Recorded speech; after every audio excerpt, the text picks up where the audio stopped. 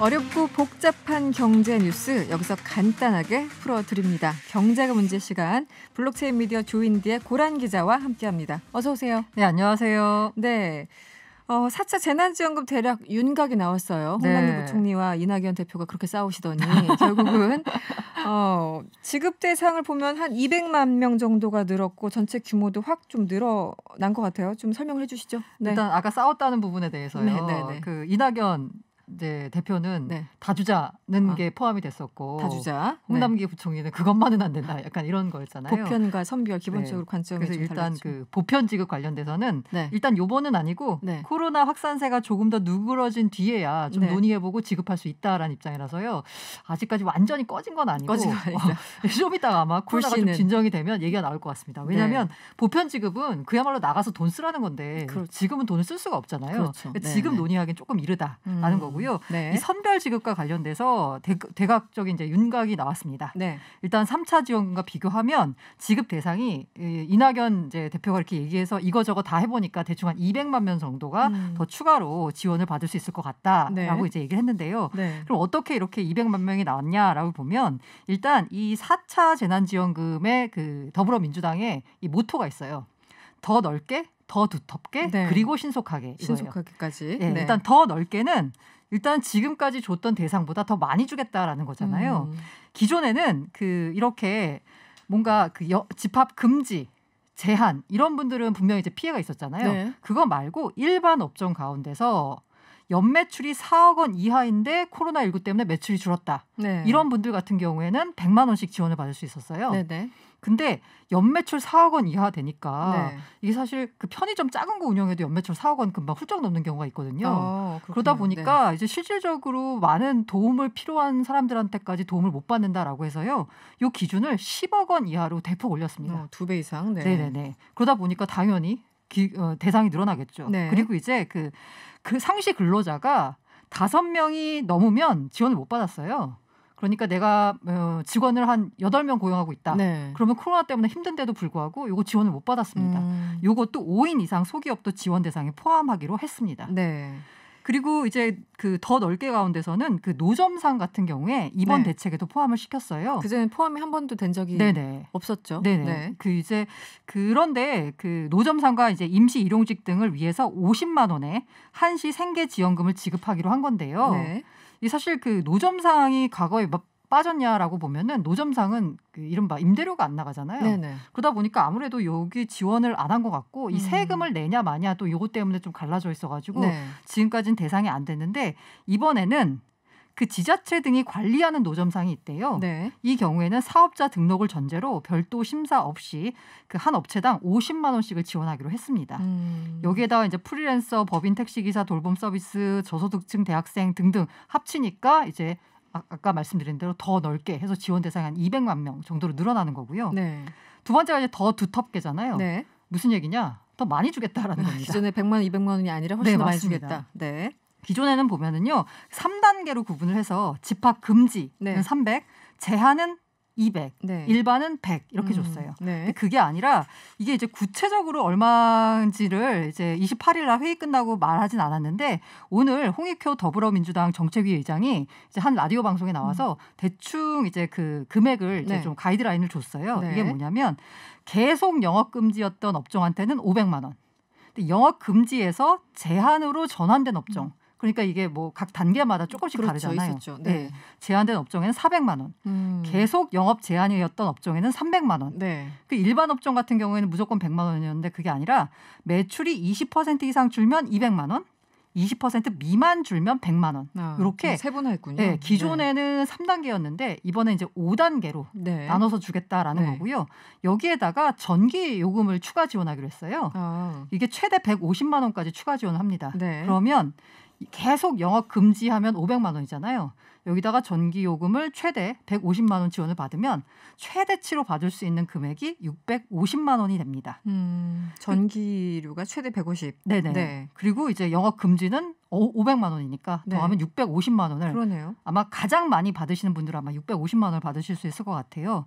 그 노점상 지원과 관련돼서 좀 말이 나왔어요. 좀 논란이 있었죠. 세금 문제도 그렇고. 노점은 세금도 안 내는데 꼭 지원해야 하느냐라는 논란에 대해서 이 홍 의장은 부가가치세를 예로 들면서 부가가치세는 우리 다 내잖아요. 대한민국 국민으로서 세금 안 낸 사람이 없다.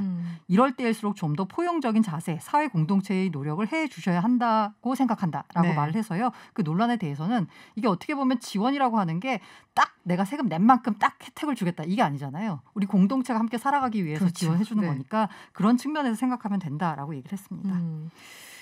뭘 해도 논란은 계속될 수밖에 없는데 그렇죠. 또 이제 그 세금 잘 냈던 사람들은 우리가 항상 세금은 내고 우리는 항상 이럴 때 제외되느냐 뭐 또 이런 불만도 있을 수 있고 여러 가지 불만이 있어요.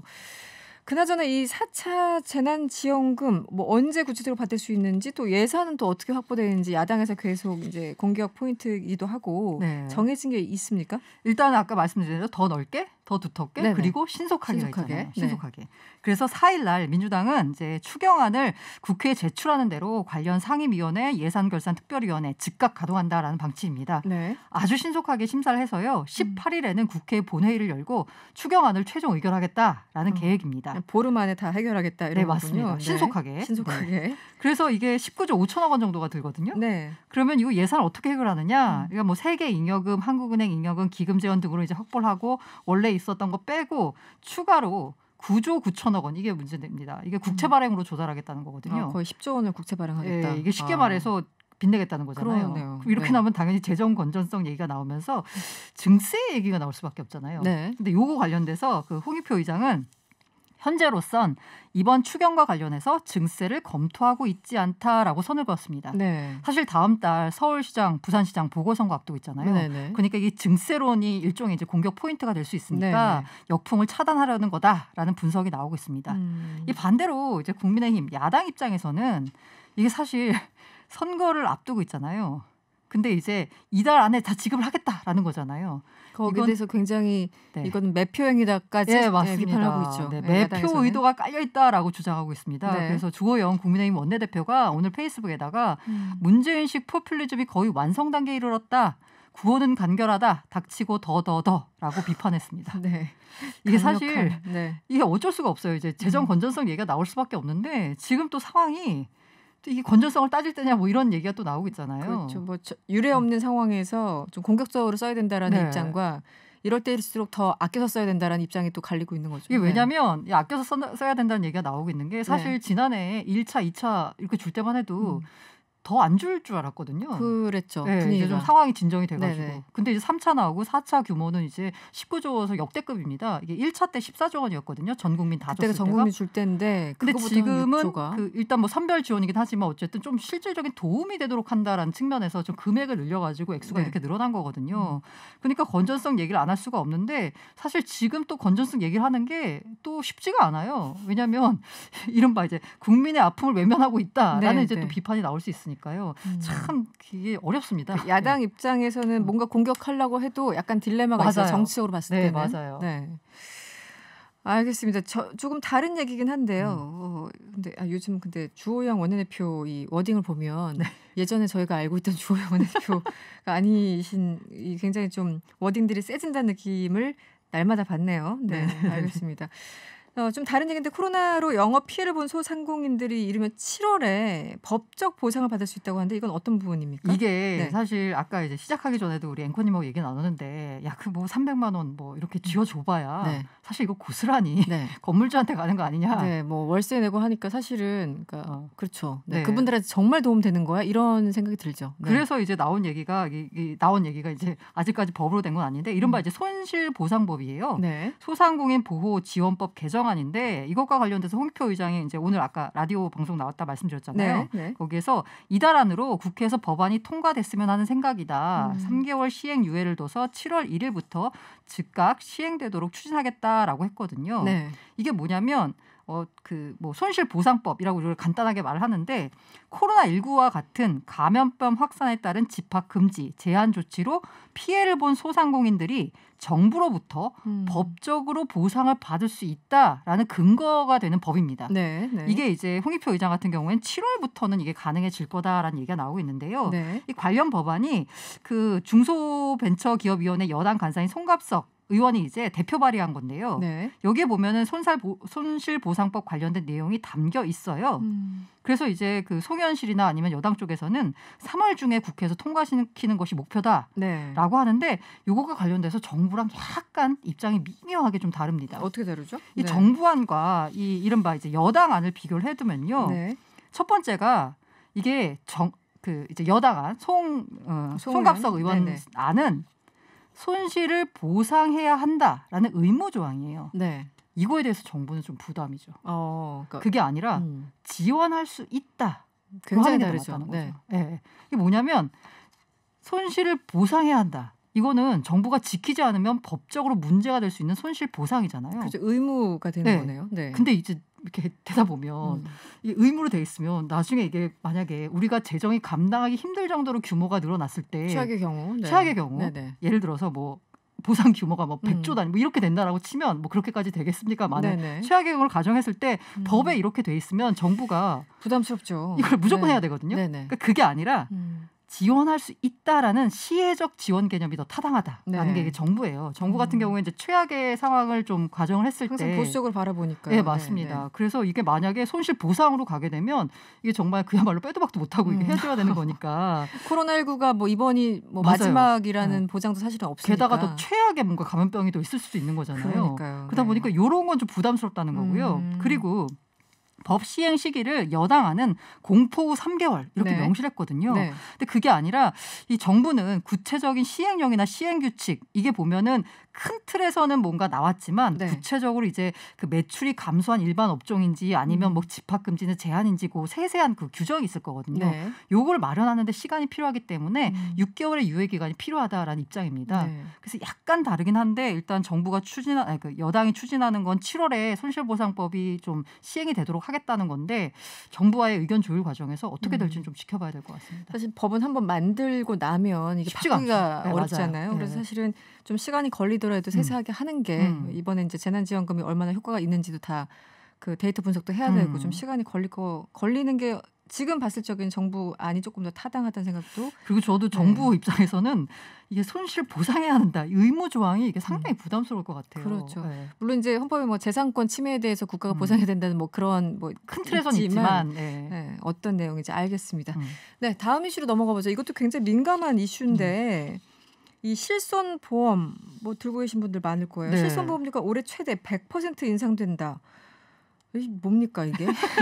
이게 100%가 뭐예요? 다 그런 건 아니고요. 네네. 2009년 10월 이전에 가입한 구실손보험의 보험료가 이렇게 오를 수 있다. 그것도 모든 연령층이 아니라 고연령층의 경우에는 이겁니다. 고연령층. 이게 좀 복잡한데요. 네. 제가 그냥 간단도 아닌데 아무튼 말씀드리자면 이 실손보험이라고 하는 게 제2의 국민건강보험이다라는 얘기가 있잖아요. 사실 그 정부가 다 커버해주면 좋죠. 네. 건강보험으로. 근데 그게 쉽지가 않잖아요. 재정 여력이 있기 때문에. 그래서 건강보험을 일단 기본으로 깔고 그다음에 보험료가 부담이면 실손보험에 가입해서 이 실손보험에 가입하면 내가 실제로 내는 그 보험료만 이렇게 커버를 해주는 거잖아요. 네네. 그러니까 뭔가 큰 의료적인 뭔가 재난이 닥쳤을 때 수술 같은 거 받으면 맞아요. 커버가 가능하다라는 거라서 이게 정부가 뭐 제2의 국민건강보험이다라는 정도로 이제 장려를 했어요. 이 실손보험의 역사를 보자면 그 처음에 일단 그 옛날에 가장 먼저 나온 게 2009년 10월 이전부터 계속 판매한 구실손보험이 있습니다. 네. 아마 처음에 팔았을 때는 구가 안 붙었을 거예요. 그냥 실손보험이었을 텐데 새로운 보험 상품이었겠죠. 맞아요. 나오면서 이제 구가 붙었을 텐데 이게 지금 908만 건 정도가 가입 중에 있습니다. 이게 그 1세대예요. 그래서 2009년 10월 이전에 팔았습니다. 근데 이게 보면 실손보험을 이렇게 팔았는데 보험사 정부 입장에서는 건강보험으로 커버가 안 되니까 보험사들한테 실손보험을 만들어서 팔아라라고 해서 이제 보험사들이 막 설계를 한 거죠. 야 나가는 보험료와 들어오는 보험료와 지급하는 보험금을 이렇게 맞춰가지고 보험사 입장에서는 이게 적자가 나면 안 되거든요. 그렇죠. 어쨌든 기업이니까. 그렇다고 또 너무 많이 남겨먹으면 그것도 또 문제예요. 이 균형점을 잘 맞춰야 되는데 잘 맞춰서 설계를 했어요. 막상 팔았어요. 그런데 들어오는 보험료보다 나가는 보험금이 너무 많은 거예요. 네. 그러니까 정부한테다가 야 이렇게 해서는 우리 도저히 못 판다. 네. 구조를 좀 바꿔달라라고 해서 2009년 10월부터 또 새로운 실손이 판매가 됩니다. 네. 이게 표준화 실손보험 2세대입니다. 그때부터 나온 게? 네. 2017년 3월까지 팔았어요. 네. 그래서 정부 아까 말씀드린 보험사가 야 이 적자 우리 감당 못하겠다. 네. 저 구조를 바꿔달라라고 해가지고 이렇게 2009년 10월부터 2017년까지 3월까지 팔았는데 이 사이에 또 적자가 누적이 된 거예요. 왜냐하면 처음 설계할 때는 분명히 보험료와 보험금이 비슷한 수준으로 설계를 했거든요. 그렇겠죠. 그런데 나가는 보험금이 너무 큰 거예요. 이러니까 마찬가지였다. 이러니까 또 적자가 나니까 보험사들이 야 이거 우리 안 돼. 더 이상 안 돼. 이거 구조를 또 바꿔줘라고 해서 2017년 3월부터 또 새로운 보험이 판매가 됩니다. 네. 이게 바로 이제 신실손이거든요. 네, 2017년 4월부터 지금까지 판매가 되고 있고요. 517만 건 정도가 가입이 됐습니다. 네. 그리고 나서 지금 또 보험사들이 야 손해 우리 또 힘들어. 또 적자야. 계속 적자예요? 계속 적자예요. 이게 이제 고령화되고 막 이래서 그런 고령화도 거죠? 있고요. 네. 이게 사실 양쪽에서 비난하고 있는데 보험사는 야 국민들의 가입자들의 의료 과잉 의료 행위가 문제다. 이거 받아가지고 도수 치료 받고 어디 가 좀 힘들면은 가서 이렇게 그 은행 가서 병원 가서 그러잖아요. 실손 있으세요? 네네. 이런 얘기 있어서 있다 그러면은 굉장히 받아도 안 돼. 굉장히 풍부한 의료 행위가 일어나죠. 받지 않아도 될 걸 굉장히 많이 해주잖아요. 네, 2번 갈 걸 3번 가신 분들도 맞아요. 있고 또 의사들이 열심히 뭔가 제공하고. 네. 그러니까 이제 또 이렇게 약간 앓는 소리를 하니까 그리고 실제로 이렇게 되니까 보험사들이 이젠 아예 안 팔겠다 이런 거 나오고 있어요. 네. 그래서 7월부터 4세대 실손보험이 이제 판매가 됩니다. 7월부터. 네. 7월부터요. 근데 이제 옛날에 가입한 그 판매됐던 구실손보험에 지금 908만 건이 가입이 돼 있고요. 네. 이게 1, 2, 3, 4세대 최근에 7월에 나올 거지 보면은 구조가 어떻게 되냐면 오래된 보험일수록 보험료는 비쌉니다. 그런데 보장 범위가 굉장히 넓어요. 그래요? 그러니까 이른바 구실손보험의 경우에는 병원에 가면 내가 한 푼도 안 내도 되는 경우가 굉장히 많습니다. 그리고 굉장히 다양한 비급여 진료를 받을 수가 있습니다. 비급여까지? 네, 비급여까지 다 돼요. 거의 모든 게 다 커버가 된다라고 하는 거예요. 근데 이 구실손보험 같은 경우에는 이렇게 모든 게 다 커버가 되다 보니까 보험사들이 매년 이거 적자가 아까 제가 난다고 말씀드렸잖아요. 그래서 보험료를 올려요. 근데 올려도 적자가 다 커버가 안 될 정도로 너무 보장 범위가 넓은 거예요. 그러다 보니까 게다가 이제 구실손보험 같은 경우에는 최근에 나온 보험들은 갱신 기간이 다 1년이에요. 짧아요. 왜냐하면 그 짧게 만들어야지 바로바로 이제 보험료를 올릴 수가 있잖아요. 바로 이제 그 현실 상황에 맞게 적용할 수 있으니까. 근데 옛날 보험은 최장 5년마다 한 번씩 갱신하고 막 이런 거예요. 그러다 보니까 5년 동안 보험료를 그대로 있다가 이게 5년치를 한꺼번에 올려서 받다 보니까 또 불만이 또 나오죠. 그러다 보니까 보험료가 갑자기 막 뛰는 거예요. 그러니까 어떤 경우에는 막 100%가 뛰고 막 이러거든요. 그러니까 이제 심하네요, 100%. 보험료가 너무 많이 오르니까 이제 일부 이제 가입자들 경우에는 이제 보험료가 이만큼 인상됐습니다. 게다가 뭐 3년마다 1년마다 갱신이 아니라 5년마다 갱신되는 경우에는 그야말로 100% 뛸 수 있거든요. 그러면 일단 보험사에서 이제 연락이 오죠. 당신의 보험료가 올해부터 100% 뛴다라고 오면 가입자들 입장에서는 당연히 보험료가 너무 많이 올랐잖아요. 그렇죠. 그러니까 갈아타야 되는 거 아닌가라는 생각이 들 수밖에 없어요. 당연히 그렇죠. 이에 대해서 금융소비자단체는 갈아타지 마라라고 주의보를 내렸습니다. 갈아타지 말라고. 네, 말라고요. 보험료가 많이 나가긴 하거든요. 옛날 걸수록. 근데 말씀드린 대로 보장 범위가 넓은 거예요.